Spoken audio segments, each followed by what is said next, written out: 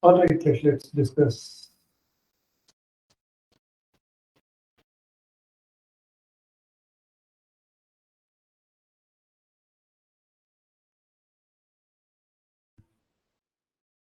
So the first question, it's talking about a new stringent data privacy regulation is enacted directly impacting your organization's core operations from an information security governance perspective. What is the first action the CISO should take to ensure the compliance and maintain the information security track, right? It's talking about the first action, right? To make sure the compliance is maintained, right? So conduct a comprehensive legal risk assessment to understand the full implications and impact on CIA. Correct? Yeah, this looks good one. Let's go with other. Procure new security solution designed to address specific regulatory requirement. Definitely B will comes after A, right? And C, immediately implement a new technical control to encrypt all affected data. This will also comes after A, right? Without doing the understanding the risk, without performing an assessment, how I'll be able to understand that I need to deploy a control, right? Train the employees also. This will also comes after there. So you understand, right? So with this keyword, you understood that how you need to approach the question, right? Which comes first, which comes second, right? Now, the second question, the board of directors expresses the increasing concern about the organization's overall security risk posture and its potential impact on the strategic objective. From an enterprise governance perspective, what is the most significant outcome of the effective cybersecurity governance in addressing concerns? It's talking about the outcome, means output, right? Enhance capabilities to recover quickly from the major cyber attacks. Yeah, definitely you will achieve a resilience. Looks like a good option. Successful completion of on mandate compliance audit with no finding. This is not possible. Definitely you will be able to achieve the audits, but not everything is zero. That's not possible. Definitely there's going to be something. Reduction in the number of detected security incidents and alert. Yeah, you will be able to do that, but not the primary reason. If you option D, transparent and quantifiable understanding of the security risk aligned with business objective and the risk appetite. So that's why this is the correct option. An organization is implementing a comprehensive GRC framework for its operational security program, information security program. What is the greatest value delivery by a well implemented GRC framework in terms of the information security value delivery? Greatest means like the one which covers most of things, right? Automated vulnerability scanning and the patch management across assets. Yeah, you will be able to ensure that centralized dashboard for the real-time monitoring and the event. Yes, you will be able to establish that also. Enhanced physical security measures for the data center, you will be able to ensure that. But if you see the option D, it covers all of them. How? Integrated visibility and management of information security risk.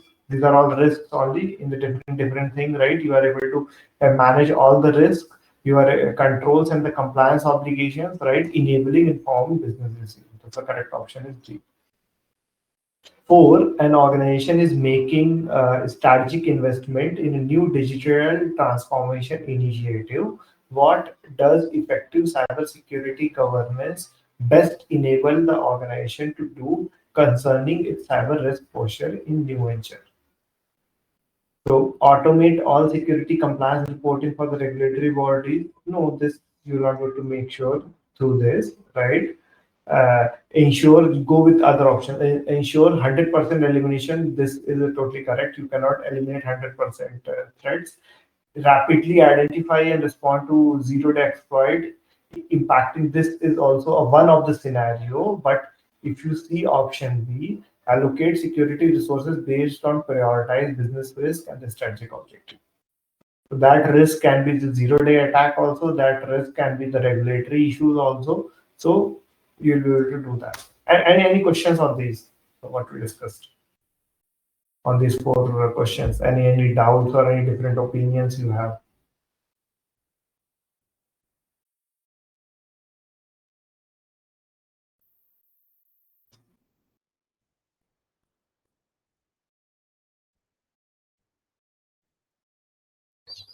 No, Srishant. Yeah, yeah, No, it's clear. it's clear, right? Okay.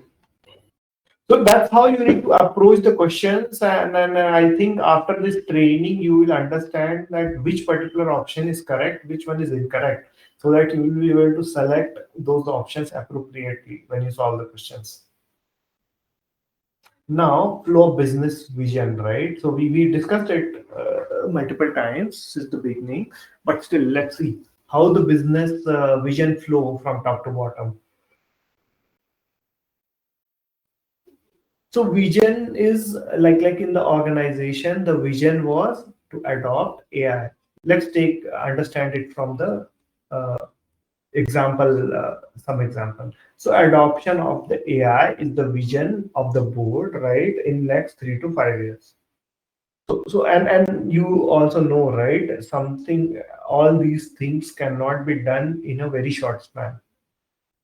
Like it should not happen that organization decide that within 6 months let's move from on-prem to cloud. You cannot, because if you do things so quickly, things will fail and things may not work in the new environment, and then there are security flaws, issues, and then you will fail miserably. That's why you create a vision, you give a direction, and then on the basis of that, then strategy will be created. So strategy will tell that what AI sort of what capabilities you want. You want the AI capabilities in the automation, you want AI capabilities in the production, you want AI capabilities in the technology space to help the engineers, right? So you will decide that that is the high level things which are there in the strategy.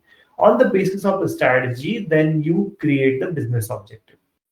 So the business objective is what automation of of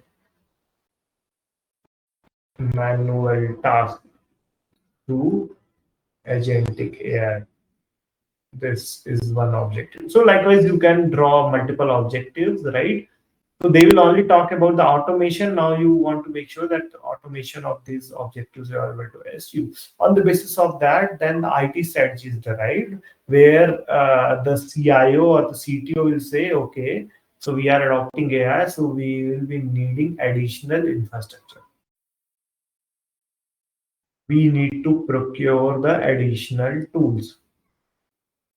We need to have an additional set of engineers, those who are trained. We need to have some budget on the training. That's what the IT strategy will make sure. Now, on the basis of that, then the security strategy is adopted. Okay, now we have adopted something new. We want to make sure that those things are secure, right? And now we are adopting AI. We need to establish one AI governance framework, right? And on the basis of that, then you will create a security policy. So policies are in form of the. So anyone here who have not yet read any policy, never seen policy in their organization?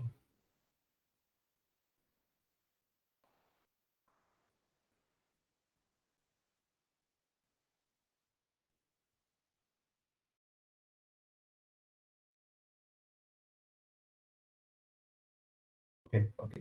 So let me. So I hope all of you would have seen the policies. If you not, you can go to your company intranet and read the policies. So policies are very high level documents, right? Things do not go into detail. Like you have an incident management policy, which will talk about how the security incidents are handled. You will have one privilege access policies, right? You will have one acceptable use policy. So these are policies which are high level statement, right? And then on the basis of the policies, you create the standards. And what are the standards? Standards are the one which are like non-negotiable. They are consistent in nature, right? like standard. So if you say, the policy will say all the accounts should have an adequate level of security and an appropriate level of password, which is providing the adequate level of protection. Now the standard, what you will say, okay, all the accounts which are there in the organization, they should have minimum 10 character password. This is a standard. Now no account in the organization will have less than 10 character. This is the standard which you created, right? And on the basis of the standard, you create a processes, you create a procedure. Now what is going to the procedure? I want to create a 10 character password. The procedure will tell me how to create a good 10 character password. It will tell me, okay, don't include any PII data, don't include any personal information in the password. Make sure that you are using the capital letter, small cases, you are using the numbers, alphanumeric characters, and all to make it strong. And then you create a matrices to report and to check that everything is being met, and it gives you feedback, and the matrix gives you feedback. On the basis of that, you can amend these things going ahead. Any questions so far, or the flow is okay for everyone? Because any I'm going too fast, I'm going too slow.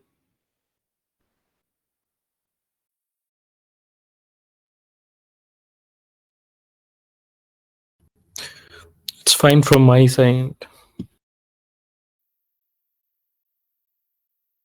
Yeah. How about you, Suraj and Oh, all good. all good, right? Vaishak, yeah. So we are only like only three of you. So in between also you can stop me. Any doubt, any issues you want to clarify once again, or if you feel that I'm going too fast, too slow, any topic you want to understand once again. So please feel free to stop so that we can discuss, right? Yeah. So strategic alignment, right? So we have been talking about the strategy. Let me show you one strategy document which I have,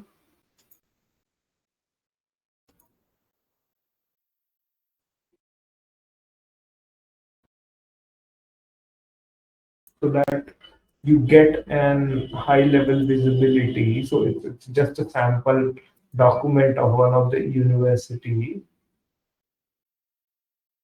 So you see what's there in the strategy, right? It's very high level. It will cover the vision statement, approval, executive summary, right? What's there, right?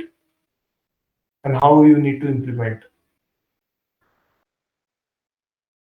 So this is the executive statement, which is at high level talking about that what need to be there.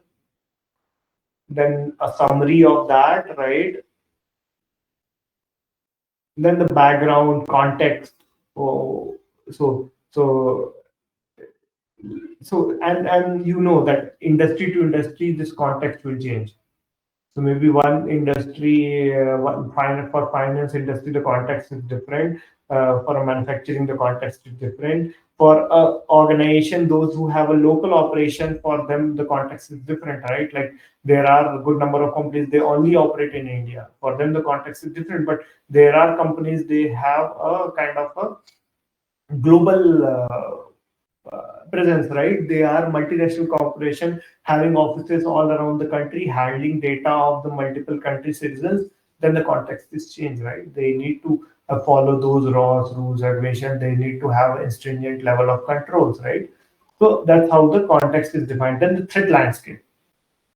So threat landscape for a multinational is different, or threat landscape even changes as per the industry. You know, the financial institutes are the most one to be targeted, right? Because you can easily get the money from the people. Then other things about the cyber criminals, risks, and those things are defined in the strategy, right? And what is the vision, mission? So this is the high level thing how the strategy is designed. So in your organization also, maybe you can see if you get a chance to read the strategy, it would be good to give you a good understanding, right? So strategic alignment, to make sure the strategic alignment, you must have a good vision mission, right? Vision mission gives you direction. So like if someone is India, they would have heard about the quick delivery, right? In India, we have the apps called the Zepto. They gives you quick delivery in 10 to 15 minutes. They deliver the items to your doorstep. So this is their vision. There is a vision. What vision mission they have? They want to make sure that they are able to deliver the product ordered by the customer as quickly as possible. That's their vision mission, right? And organization strategies to make sure that they are able to meet this target. How they are able to meet that? They will create the warehouses closer to the vicinity, right? They need to find a warehouse which is able to serve most of the localities over there, right? Then they will establish a good supply chain. Supply chain will make sure that any items which is not there in the warehouse is immediately getting replicated. They have a good application which through which people will be placing the order, right? Then application availability is there. So that's how you create the strategy, right? And on the basis of that, then IT strategy will make sure that that application and that infrastructure which is there, it is adequately resourced, right? You have adequate number of servers there. You are even able to handle a surge demand. That's why you will have a scalability over there, right? And then the information security manager will make sure that that application is adequately protected. People will be sharing their personal data and information, their location, their mobile number, that is protected. Security will make sure that the application is securely developed so that hackers cannot get into between and they can like change the item quantity or change the product details and those things, right? And then you implement a program around it.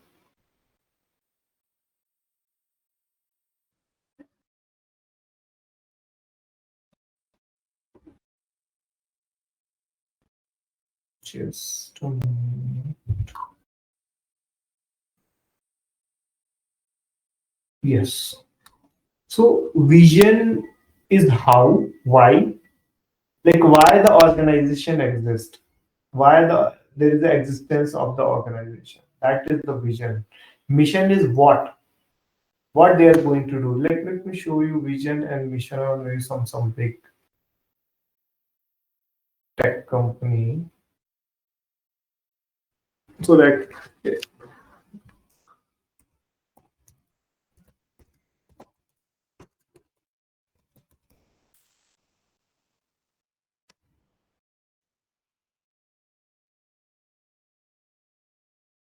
see, Microsoft mission is to empower every person and every organization on planet to achieve more.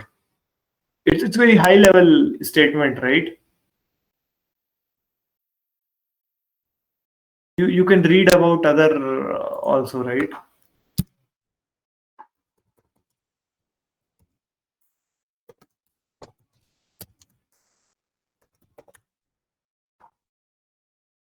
Google's mission statement is to organize the world's information and make it universally accessible and useful, right? And the vision is to provide access to world's information in one click. It's a very high level statement which they have given,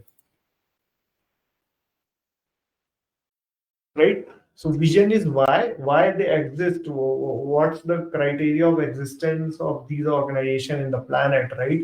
And the mission is what they are doing to achieve that vision, right? Like vision was to provide the data and information in one click, right? And the mission is what they are doing, right? That is, it is accessible to everyone and all, right? And strategy is how part of it. So how you will make sure that the vision and the mission is met.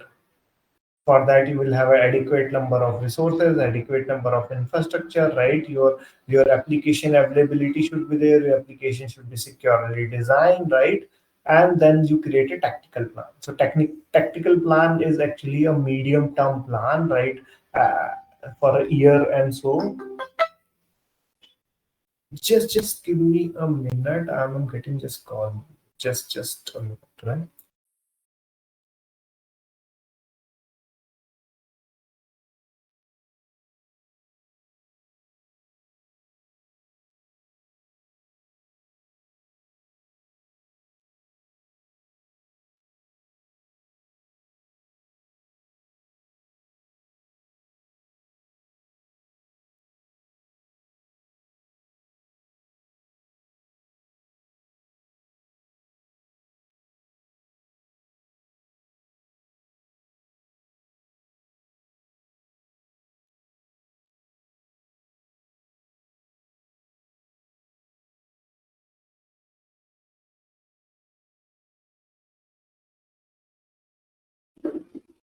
Sorry, yeah, I got a call. So I hope you understood, right? What is the vision? What is mission? What is the strategy? What is the tactical plan? What is the operational plan? What you do day-to-day basis? Anyone has any doubt on this? Any three of you has any doubt on this thing? No.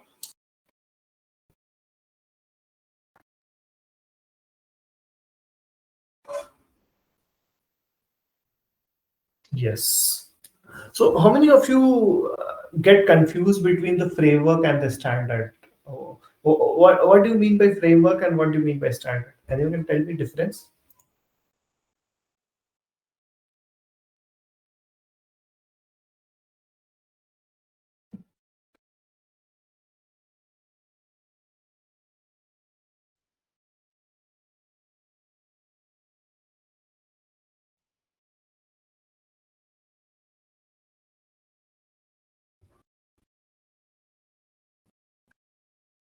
What is framework and what is the standard?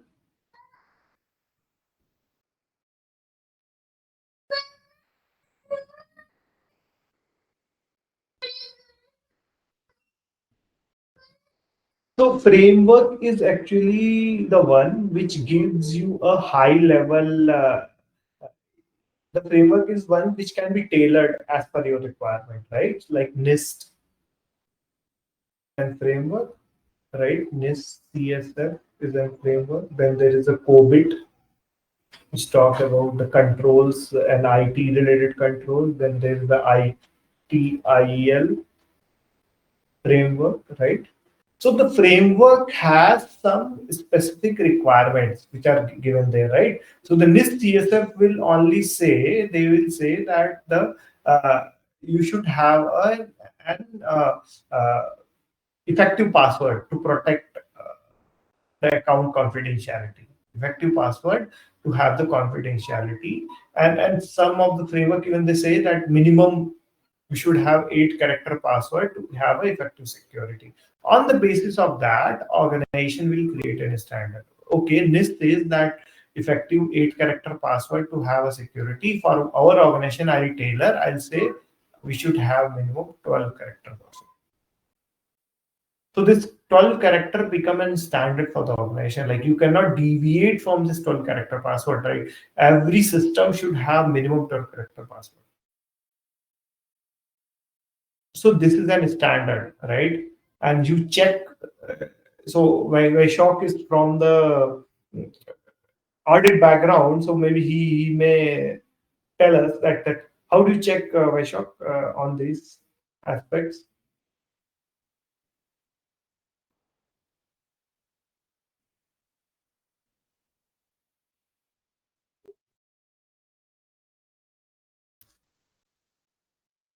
You are speaking, you are not audible to me.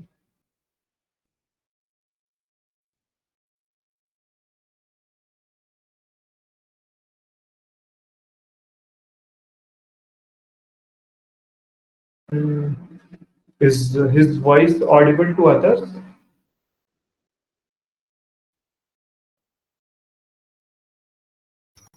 No, we can't hear him. Yeah, I think some issue at his end. Okay, okay, no problem. So every framework has some statements, right? And as per those statements, then you derive the standards. So I'll show you one example, right? So So these are all framework which can tailor. So your organization and even ISO, your organization can make use of the mix of this also. Like few things you adopt from here, few things from here, few things from here, and you create your own framework for your organization, right? But the ISO is a standard. Why? Because ISO you need to certify. So ISO has some set of guidelines, right? Some set of uh, requirements which are defined. If you meet all of those, so then there is going to be an audit. Then audit team will give you certification that you are ISO 27000 certified. And there are others also there is one 9001, right? Which gives which is related to mostly related to quality management. So that's how there are multiple and then there is one more thing which is called the regulation. Regulations, a lot of people get confused between these things, right? Regulations are the regulatory legal requirement. Like if you don't abide to them, then you may face lawful action. Like GDPR, if you don't abide to GDPR, if you are operating in the EU environment and you are not abiding to the GDPR requirements which are defined over there, then you may face a legal action. Like in India, if you are you are a listed company, you are dealing in the stock exchange, then you should follow the SEBI guideline, right? If you are a bank, then you should make sure that you are adhering to RBI guidelines in India. If you are a healthcare industry in US, you must make sure that you comply to HIPAA. So HIPAA has something related to the data security of or the protection of the healthcare information, and if you are not doing so, then there is a fine also defined over there. So, everyone for everyone, framework, standard, regulations clear, or any doubts? All good.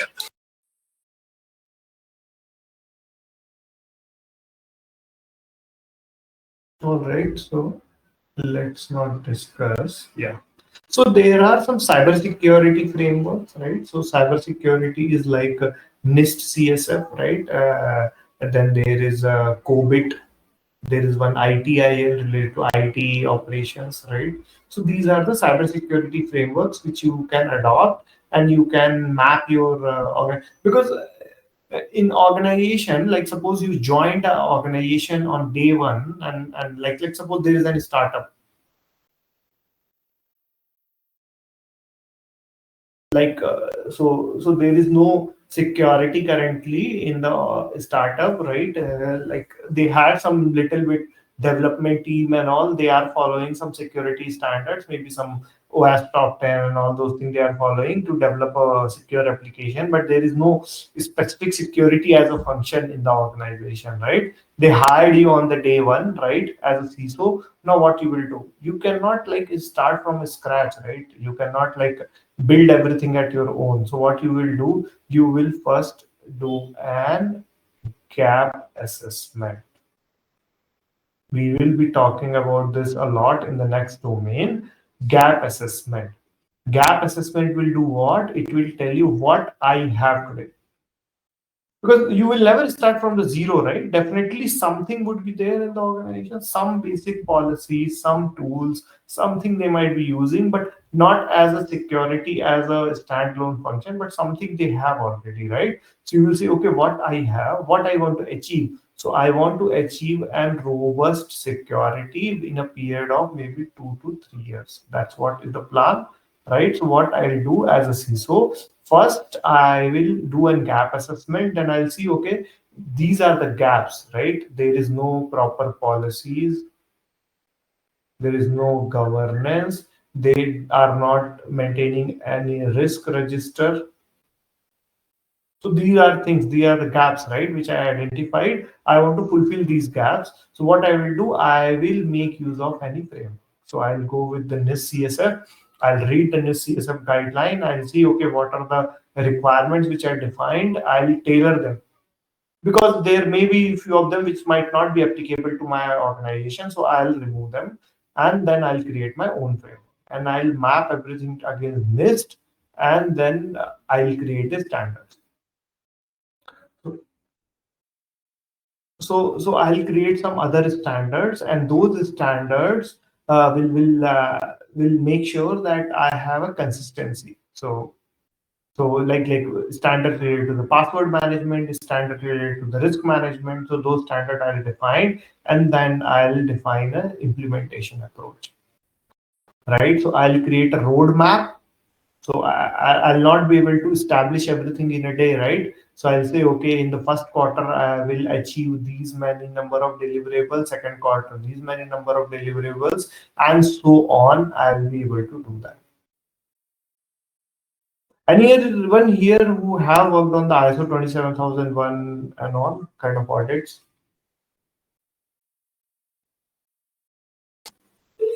Yeah. I've not done.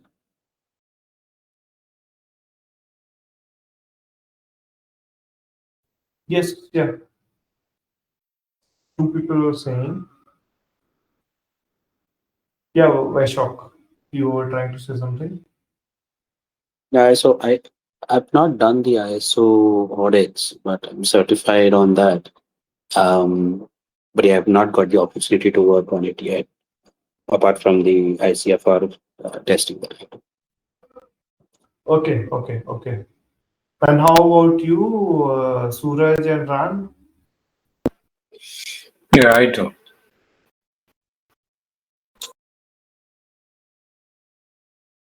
Okay. So like you might be having a high level understanding that how these things work, right? Or maybe you can Google, you can read the document at high level that uh, what is there in the framework, right? So like this CSF has some 6 categories, right? Govern, protect, detect, respond, recover. So these are the category, and each category has some list of controls which they have defined, and those controls then you need to adopt.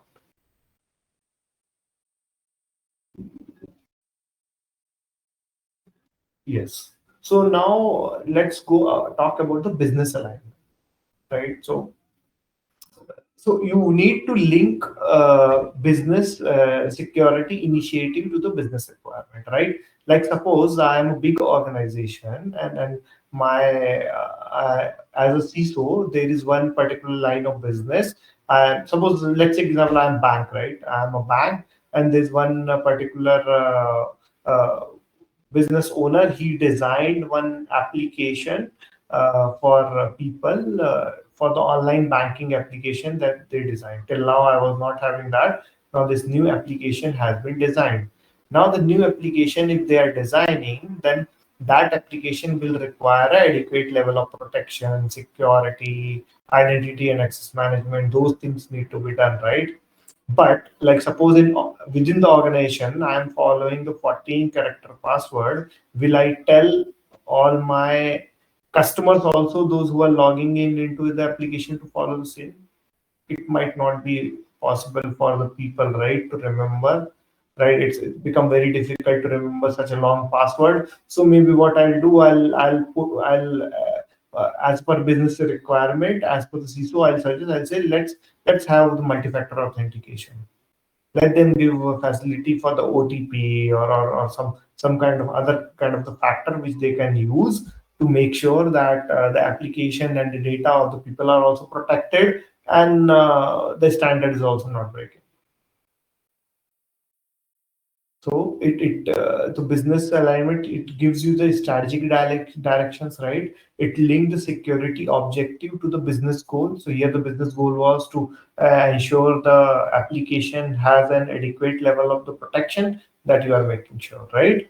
Then the priority understanding. So you always need to understand the priority, right? You want to support the critical business priority because in a large organization, right? In the large organization which has a widespread presence all around the globe, and then maybe more than a lakh of the employees are working in those organizations. So you imagine the kind of difficult way becomes very difficult. Multiple businesses, multiple departments, and all to give same priority to every department because you have a limited number of budget, right? So you want to prioritize that as per the criticality, which is the most critical business that will have the highest level of priority, right? Then the communication. So you want to translate the security concept into the business lab level and the impact, right? So you want to make sure that whatever the business want, what are their requirement, what they want to achieve, you are translating them. And the business enablement, right? You want to position the security as the enabler rather than obstacle. So I took an example of the password, right? I cannot tell business that 20 character password is very strong, so let's set 20 character password for all of your accounts. Then employee will start forgetting. They will take some other means. Maybe what they'll do, they'll write down that password maybe somewhere, maybe in their mobile, in the notepad, so that they remember that.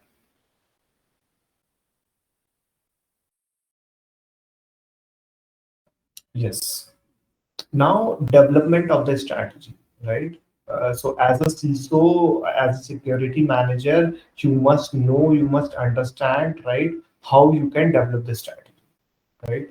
So we saw that high level document of that university, right, regards to strategy, right?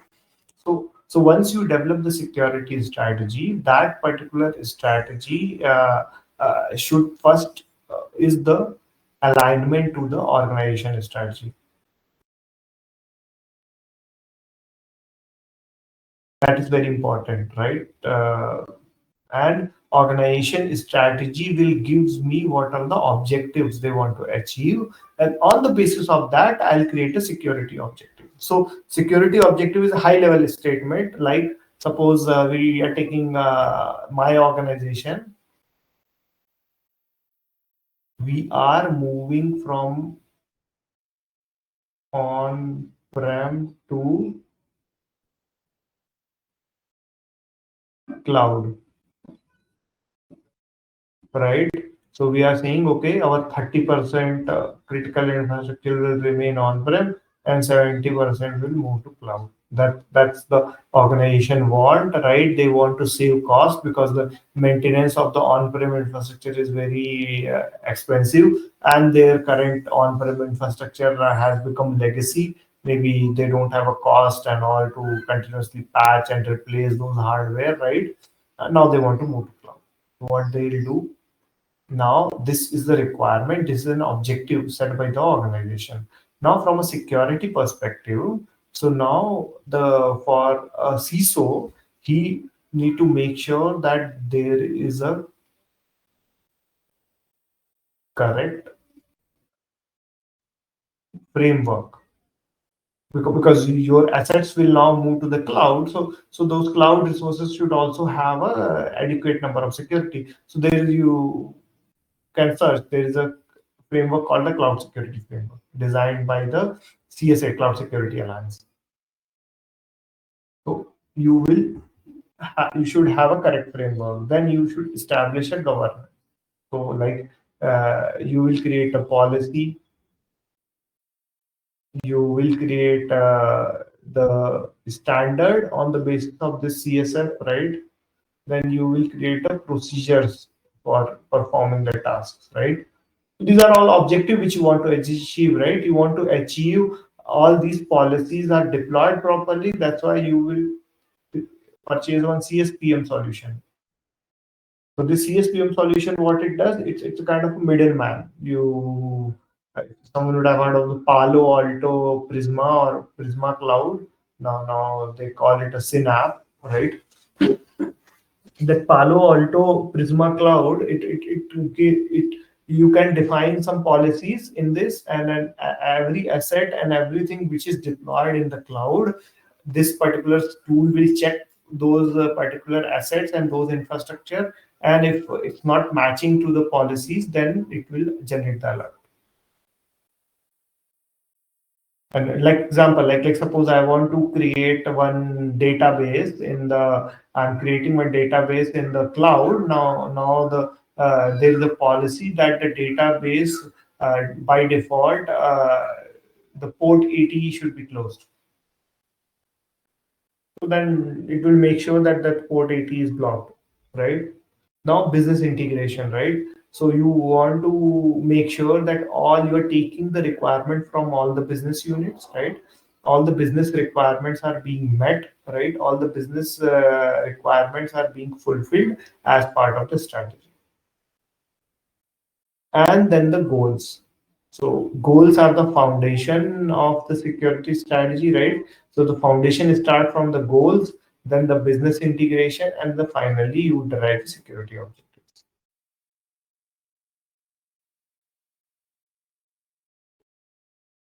Yes. So these are the example of few business goals and the objective. So business goals can be revenue growth, right? Organization is expanding its business. Now they want to make sure the revenue growth is there.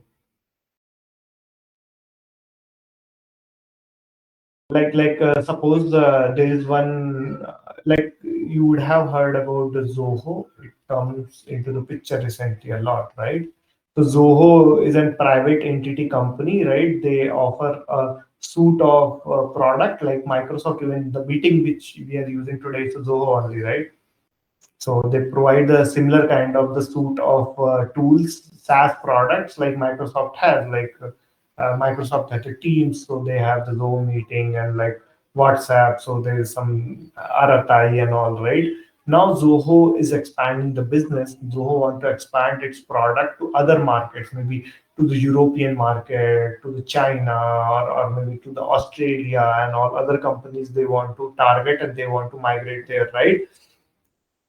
So this is one of the goal, right? So they are targeting the revenue growth, right? There can be other business goal related to risk reduction, right? So whatever now I'm expanding, whatever are the risks, now I want to reduce those risks to an acceptable level, right? I don't want any kind of the business disruption, because currently it was only there. My SaaS product was only there in the Indian continent or maybe some few other countries. Now I'm expanding my business to some additional countries. Now I want to make sure that I have an adequate level of infrastructure, right? Proper BCP DRP planning. Anyone who have heard about BCP DRP or worked on this BCP DRP planning? Yep. So you have done this, Suraj, BCP DRP? It's a part of work. Yeah. Okay. So BCP DRP planning is there, right, to make sure that the application is available, right? Then the customer trust. So you want to make sure that all the customers, all the stakeholders, those who are there, they are trusting. They know that the security is adequate, the controls are there, and I will be able to make sure that my application, my product, my information is adequately protected.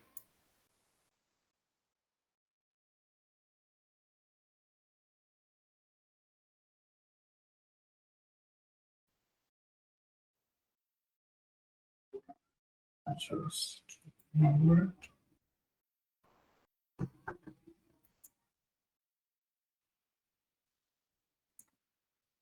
Yes.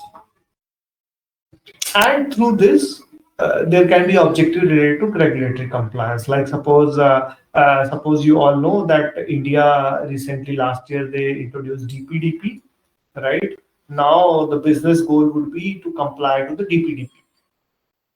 So to comply with the DPDP, now the security manager need to make sure that all the controls are there, right? Like suppose Zoho was not currently like selling the product or services to the European country. Now they are moving to the European country. Now they need to make sure that they are complying to the GDPR norms, right?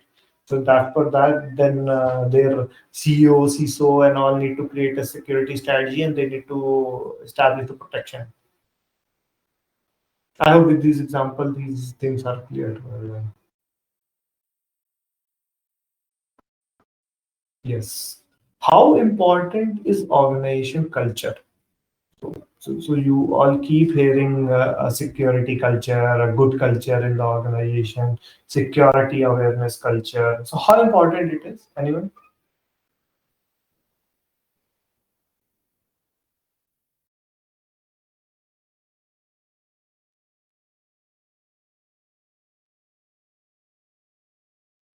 What do you mean by culture actually? You keep hearing security culture, security culture. What exactly is the culture actually?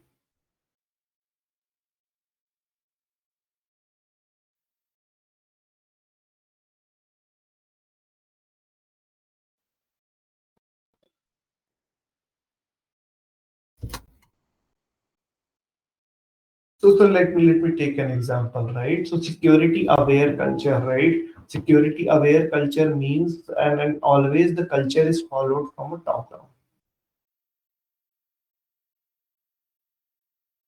Like it should come from the senior executive board. From them, it should come to the down. It's good security culture is like people are ethical, they are following good practices, right? They are aware about the security, they take security responsibility, right? They are following the ethical standards, right? You're not stealing the data of the customers or the consumers, right? You don't have a bad governance. So bad governance means what? You would have heard about uh, the case of Satyam Computers. Anyone who knows Satyam Computer? Anyone heard about Satyam Computers?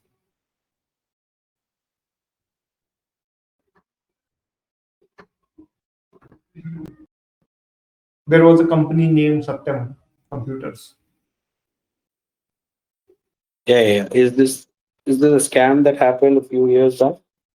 Yeah, it was right. So that Yeah. was an example of the bad culture, bad governance, right? They were doing some manipulation in the accounts and the stocks and all, and then they got caught. So it's a classical example of the bad culture, right?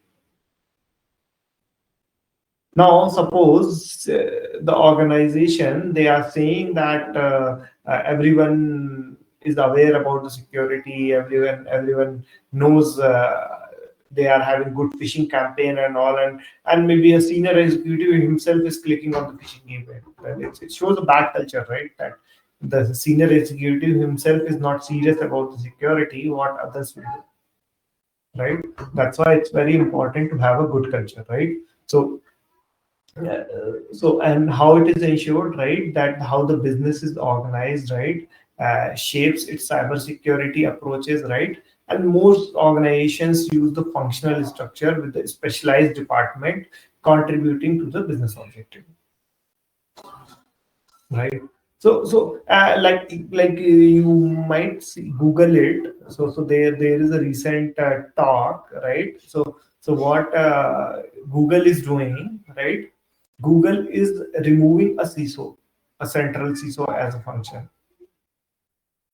And what they are doing, they are creating multiple deputy CISOs, and these deputy CISOs will handle one vertical each, right? There is one deputy CISO for the product, there is one deputy CISO with regards to GRC, there is one deputy CISO who is handling some other aspects.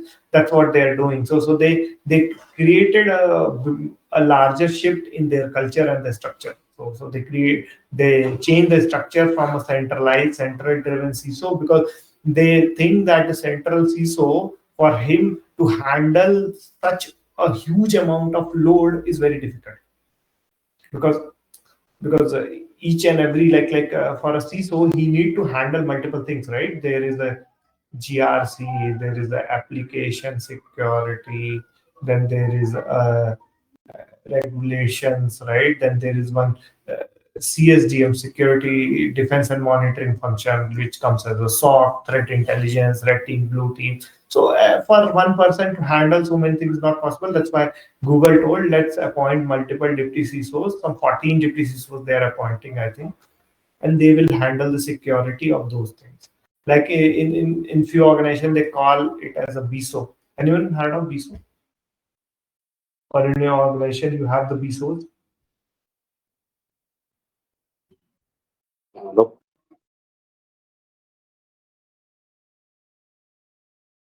No? Or yes?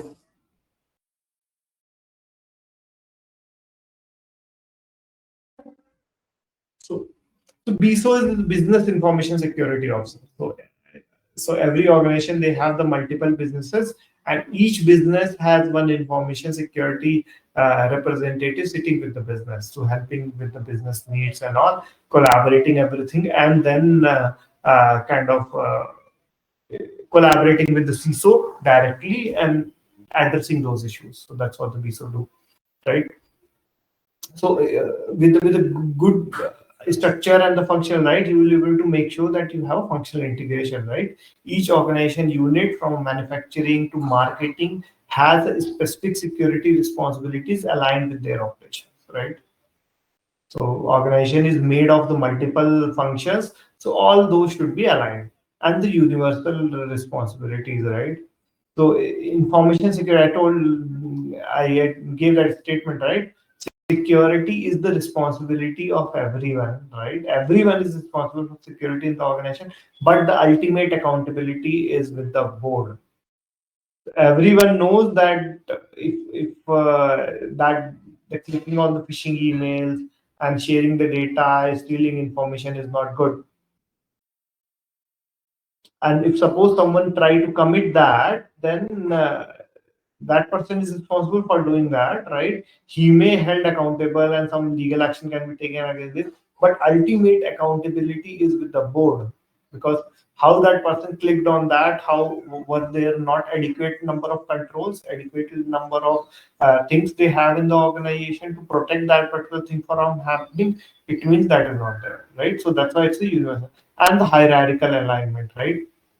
So uh, so security should be aligned at all the levels, right? Like CISO. So in your organization, so like I forgot to take a quick introduction to all of you, so that it will help me tailor my examples also accordingly. So maybe quickly, like Ran, Suraj, and Vishok, if you can just give me a brief overview about your industry where you operate, and the kind of functions you are part of, so that I'll not go very deep technical related examples and all. I'll not give those. Maybe let's Yeah. start with the Ran. Yeah, maybe if you can just quickly introduce yourself. Sure, Shashant. So I have around 18 plus years of experience in IT, and in my current role, I takes care of IT operations for one of the real estate semi-government organization here in Dubai. Okay, sure. So IT operations means IT asset management, IT No, service management. so it's basically service management, which includes infrastructure, service desk, and user support, and all of these aspects. Now, it also Okay, includes certain part of security, which is about patching, vulnerability, device management, platforms, and things like that. okay. Good to know about it. Yeah, sure. Yeah, how about you, Suraj? Yeah, I work as a security consultant. I do almost everything except penetration test. Rest all I do. Yeah, that's my. Okay. And what's the industry actually where you're working? The industry? It's a It's bank. no. We part of managed service, security service for government organization. Okay. All right. Yeah, sure. How about you, Vaishak? Yeah. So I have about 15 years of experience in the audit world. I do a lot of controls testing audit for large banks. I am now kind of getting into a little bit of doing both, the controls environment from a operations perspective, and then also from an IT standpoint. And yeah, and then I work with EY, and I've been with them for about 13 plus years. Okay, okay, you're with the big force then. Good, good. Yeah, it's good to know about it. So I now it will help me tailor my I think examples and all. But I think you carry a good amount of experience, all of you. So I think you might have seen the multiple things, whatever we have been discussing. So it becomes easy for me rather than if I would have had someone who has some only 5 6 years of experience. For them, actually. Thinking these many things about strategy, policy, and all would be very difficult because they would have never seen these things. But you would have been working in the industry, so you would have seen those things. Yeah.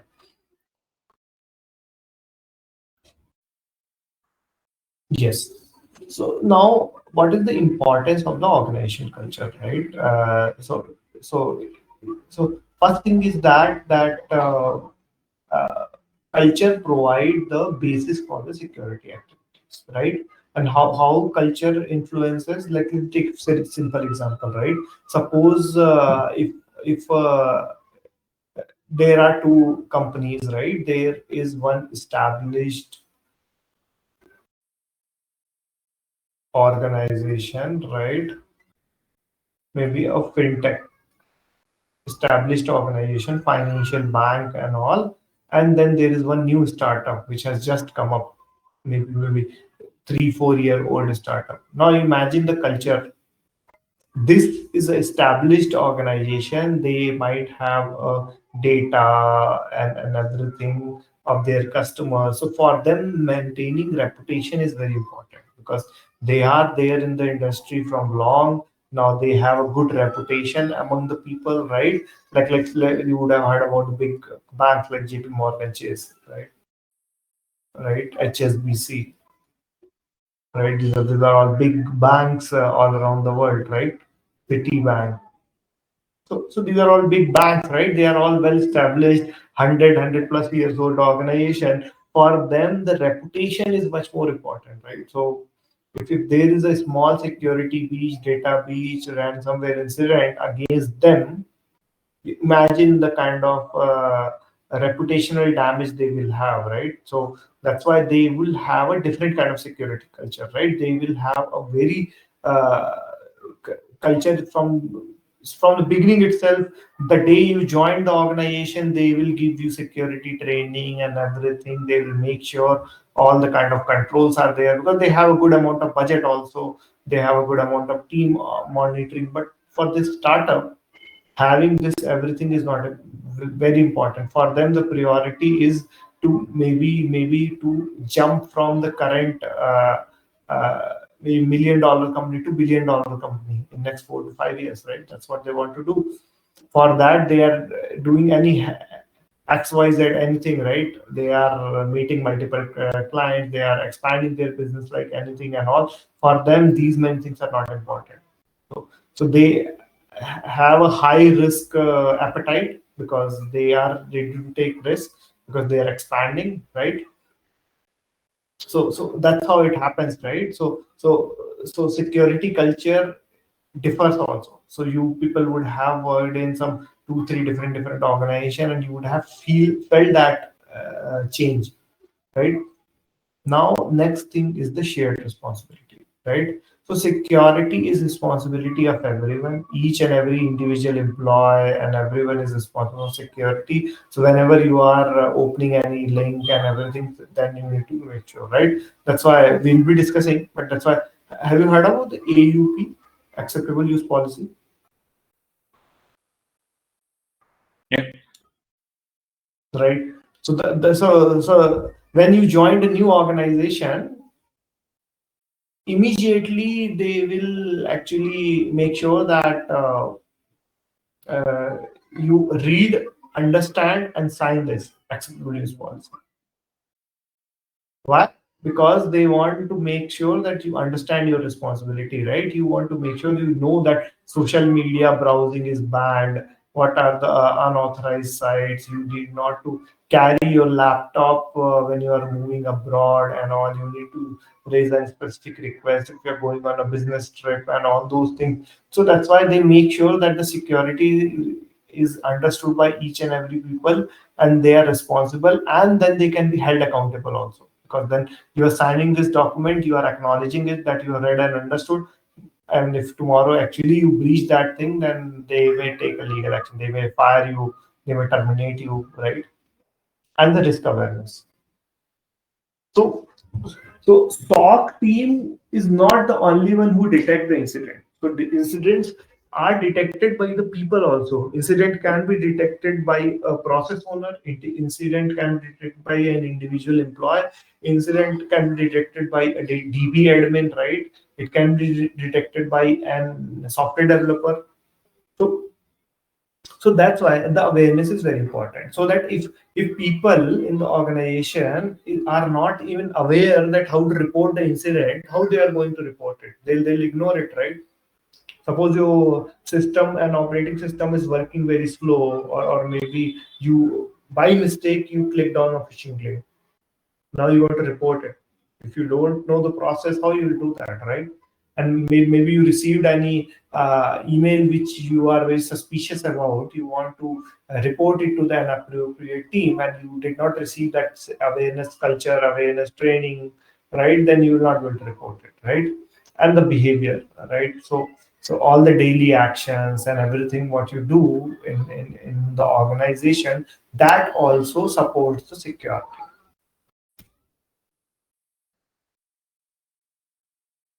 Yes. Now it comes the AUP, acceptable use policy. How many of you have read this AUP? When you joined the organization, you would have been given this AUP, some 20-30 page document with some multiple conditions. How many of you read?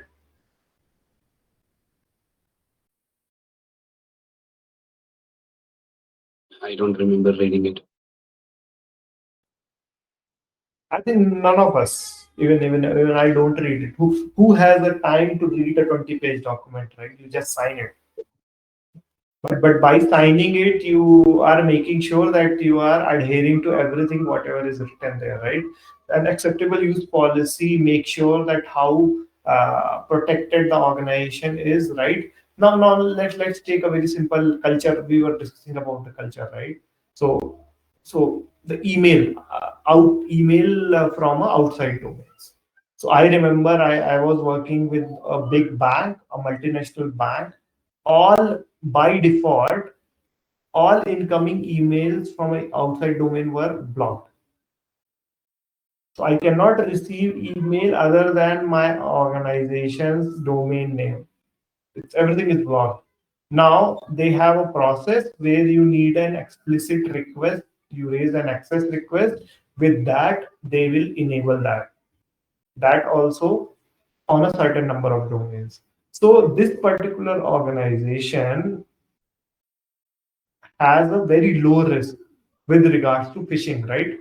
But there is an organization, they are maybe in the heavy marketing and all, and they keep getting people email from the outside people and all. They have enabled it. There's no such policy. So you now you understand the culture, right?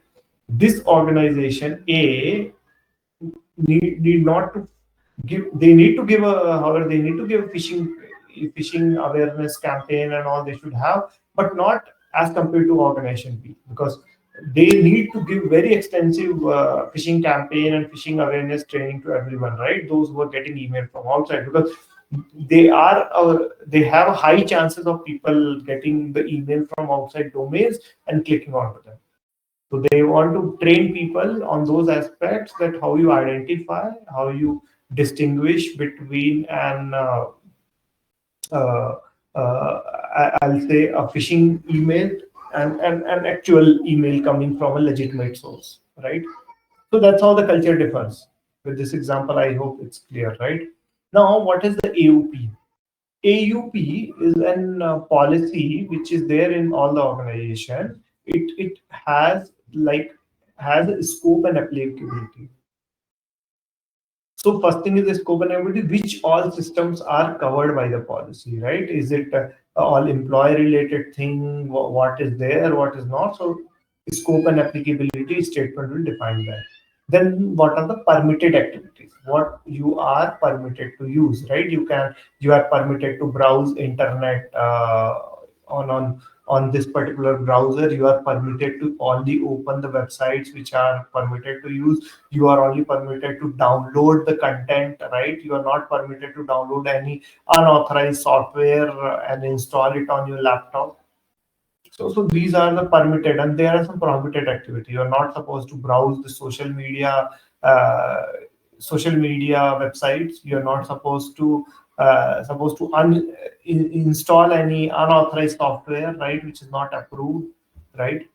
And then the notice, monitoring notice, right? So you suppose if you are monitoring the employees, right? If you are monitoring their activities, then you need to give the notice to them, like they are accepting. So these are, there are companies these days, they started monitoring the activities of the employee, mainly in India and all, right? So like whatever you are doing in the keyboard and how much time you are like away from your desktop and all, they are monitoring those things.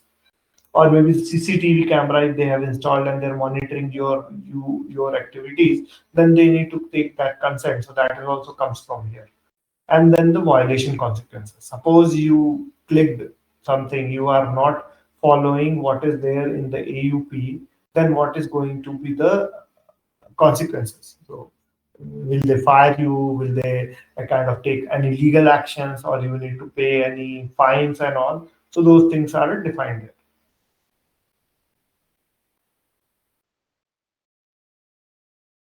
Yes.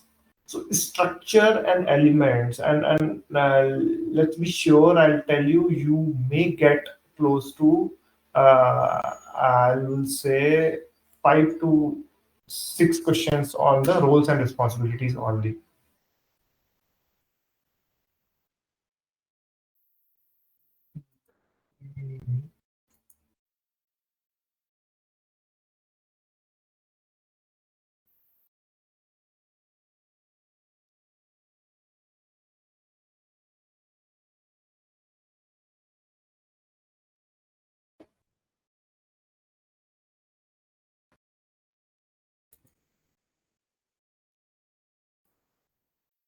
Let's discuss some questions. I have some other questions. We can discuss a lot of concepts and all.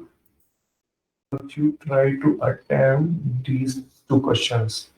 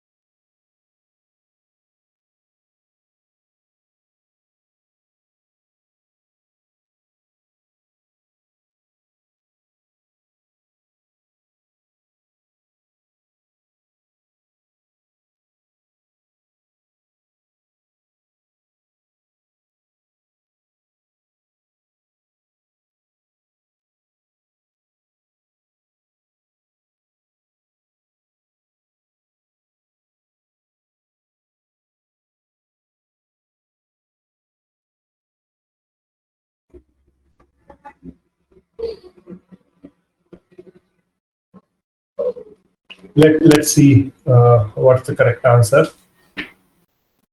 The first question is talking about an information security manager at a global enterprise has to ensure that the local information security program will initially be compliance with.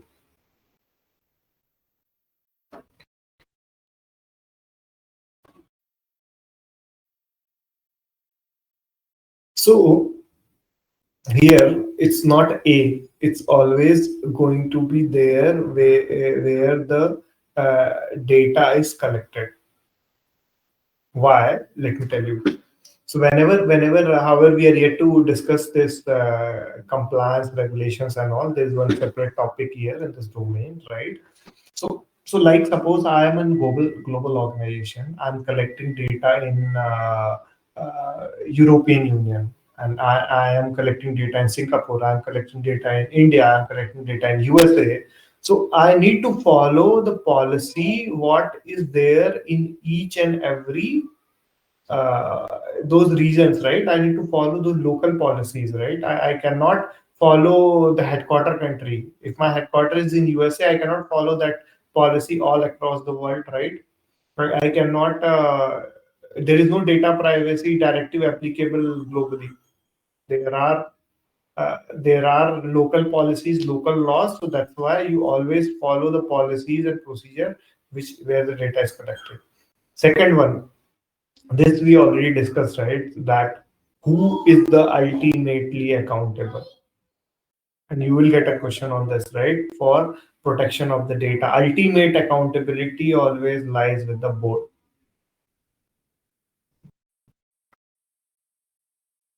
Any different opinion from anyone here?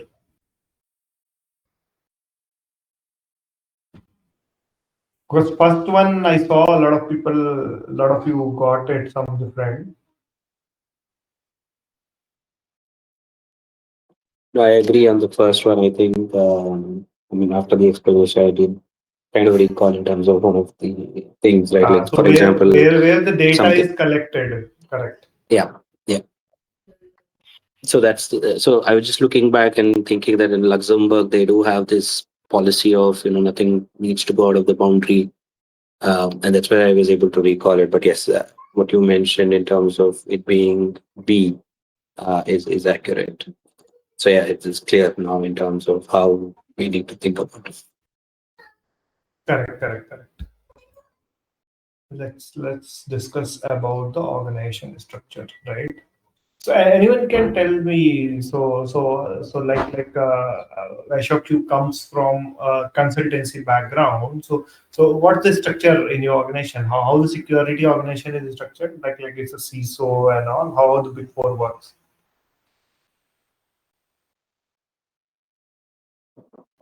I'm not very familiar in terms of how the structure is because considering I'm not in consulting, I'm actually in the assurance at this point of time. At least from what I understand and what I know is obviously you have a partner, then you have directors, and then you have the managers, and then the below roles, right? So again, from the roles and responsibilities is you obviously do the audit of an organization, which is done by the staff and the associates, and then it kind of moves up the level.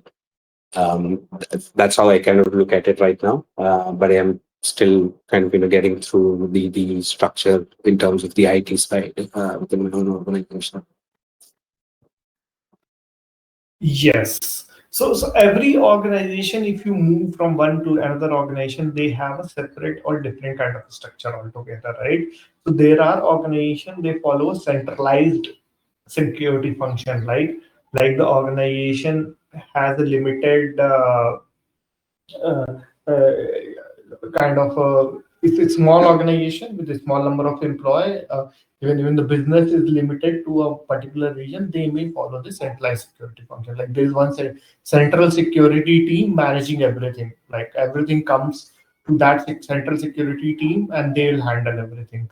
Now there can be organization where there is a distributed security stock. Like suppose you have business in 100 countries, so managing a single security team, everything is not possible. So what you did, there is no central team.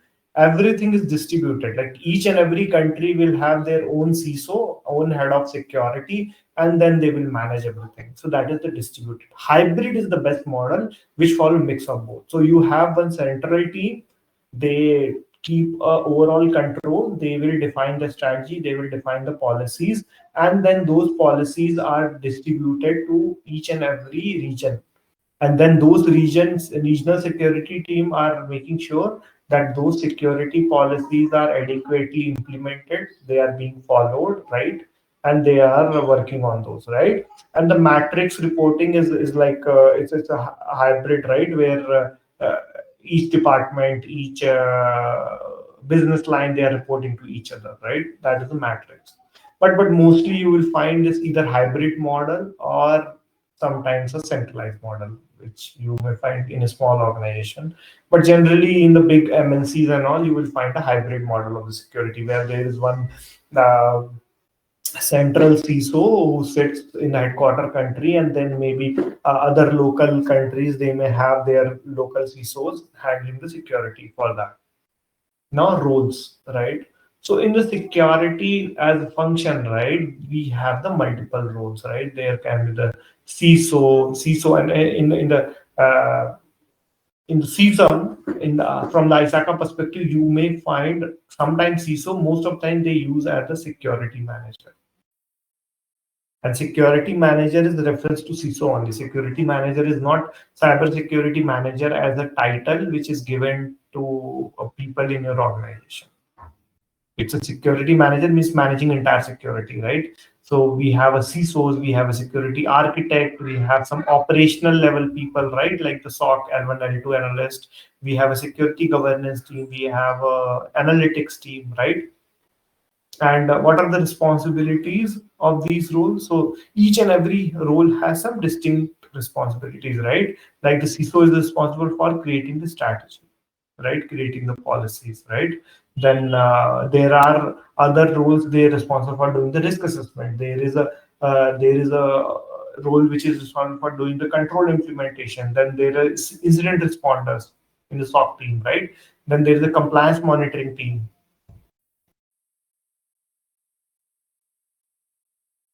Yes. So it's very important to map the roles to a required skill.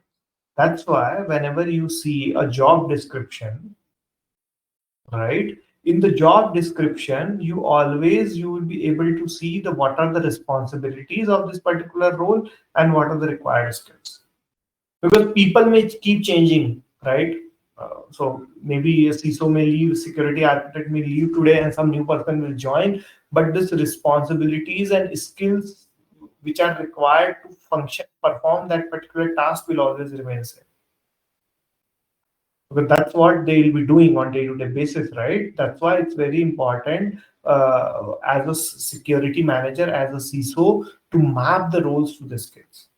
So whenever you join as a CISO or senior person in the organization, should make sure that all the roles which you have in the organization, they have a clear responsibilities against them, and then you also have the skills those who are required to perform that task. Like you cannot deploy a GRC person to a security architect, because if he's not familiar with the architecture framework, he is not familiar with other technologies which are required, designing technical architecture, he's not able to function there, right? That's why it's very important to do this. Yes. At high level, I talked about is right. The centralized is a single security authority with consistent implementation. So there is a single country. Maybe you have a headquarter at USA. You have one India office, maybe one office in Singapore, and maybe one office maybe there in the France. That's the presence. Now everything is managed by USA CISO manages everything, right? Then it's a centralized approach. There is a central SOC function also, everything is reported to them, handled by them. Then this is a centralized approach, right? Unified direction, so a single direction coming from single team, single person, right? uh, and consistent level of controls, right? Clear accountability and resource efficiency. Now, decentralized would be you have one CISO here, you appointed multiple deputy CISOs.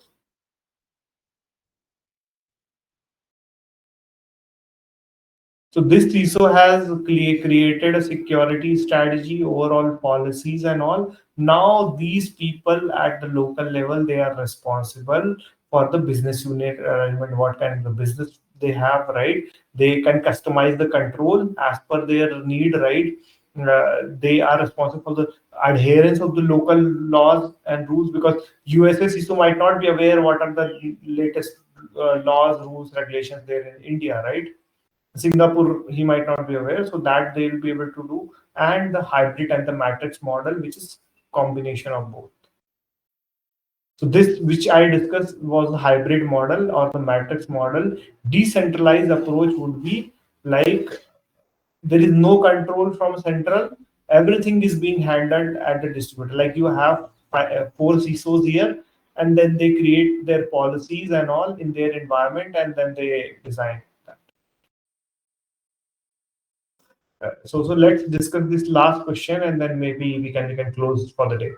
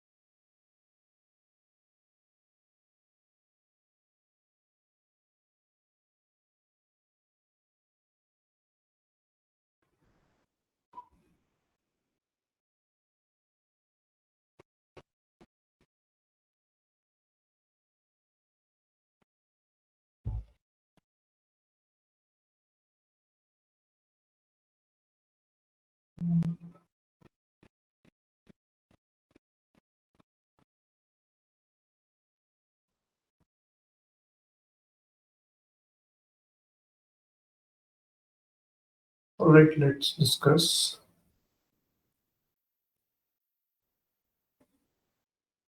Yeah.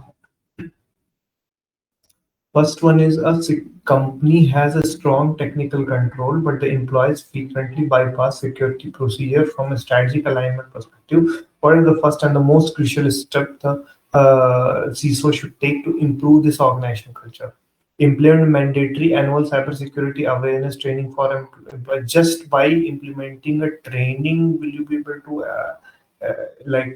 achieve a good culture?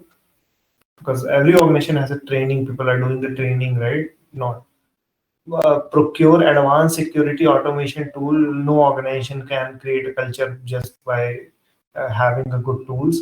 Conduct a comprehensive business impact analysis to identify critical assets. This is of no relevance to this question, out of context. Partner with executive leadership to visibly champion security as a core business endeavor. So without the support from the senior executive, you will not be able to establish this. That's what we have been discussing, right?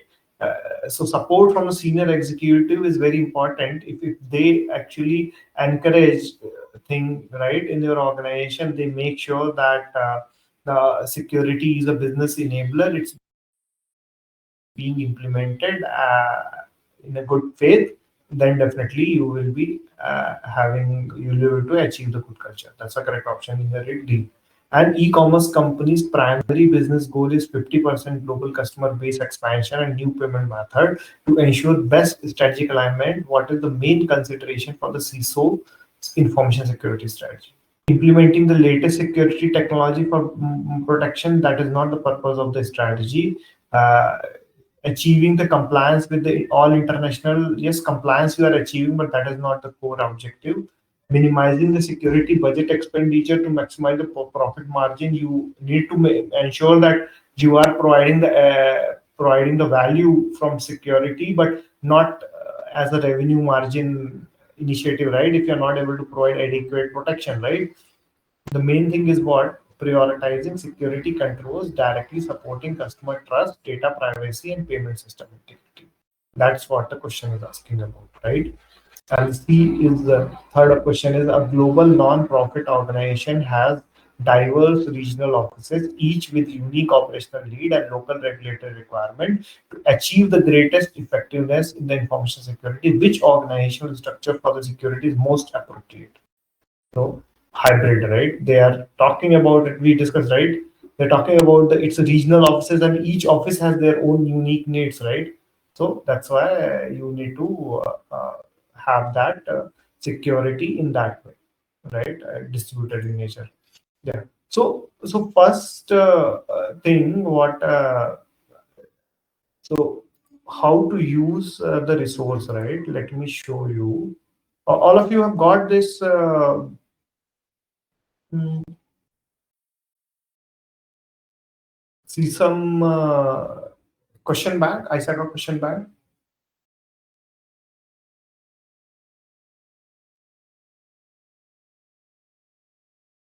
You mean the online or the offline one? I think Shivanshi told me that she have forwarded it to everyone from the operations team. They would have shared all the resources with you, books and that book and all. Maybe Suraj, you can do one thing, you can ping them, ping the operational team. They'll share those things with you. Where did they send it to? Is it to the Telegram or is it through I think email? Telegram only they'll be sharing because that is a copyrighted material. I haven't checked Telegram, so maybe I'll check. So let me tell you this ISACA 10, there is going to be one PDF with the ISACA 10th edition, right? Don't share it with other your friends and all. That's actually a copyrighted material. Like it's ISACA manual which we like download from there to scan and all, right? So it has a domain wise questions, right? So today we finished some part of it, at least 50% of the domain one is done. At least you start attempting some 20-30 questions from there, so you will get an understanding, right? And let me share some videos with you which you all can use, right?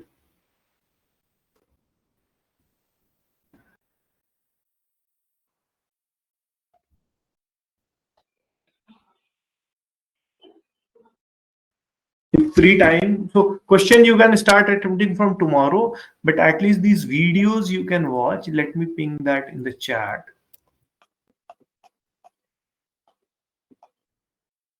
They're coming as a link. Let me do that.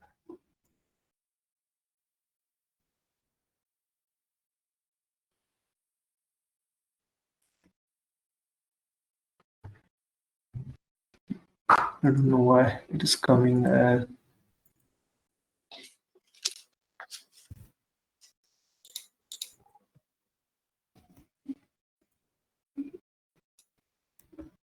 Yeah, this is one video.